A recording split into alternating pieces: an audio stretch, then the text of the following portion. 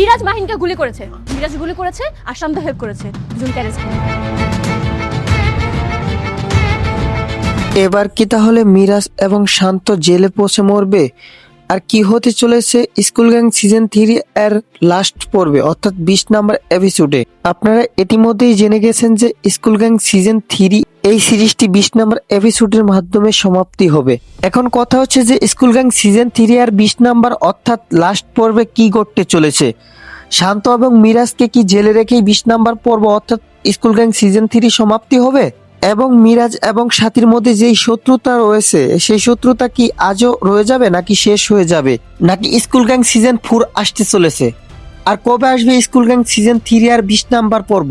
এমন সকল প্রশ্নের উত্তর নিয়ে আজকে হাজির হয়েছি। সো ভিউয়ার্স, ভিডিওটি না টেনে সম্পূর্ণ ভিডিও দেখুন। আমরা স্কুল গ্যাং সিজন 3 আর 19 নাম্বার পর্বে দেখতে পাই লামা শান্তকে গুলি করতে গিয়ে মাহিনকে গুলি করে ফেলে এবং লামহা ক্ষমতার অপব্যবহার করে পুলিশ ডেকে এনে মিরাজ এবং শান্তকে পুলিশের হাতে তুলে দিবে।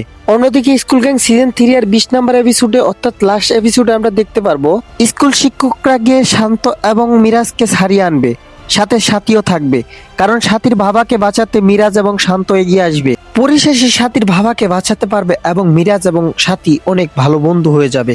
অন্যদিকে লামহার বাবা এবং সাথীর বাবার মধ্যে একটা শত্রুতা সৃষ্টি হয়ে যাবে এবং এর মাধ্যমে পরিসমাপ্তি হবে স্কুল গ্যাং সিজন 3 এবং নেক্সটে আসবে স্কুল গ্যাং 4। এখন জানিয়ে দিব স্কুল গ্যাং সিজন 3 এর লাস্ট এপিসোড কবে আসতে চলেছে।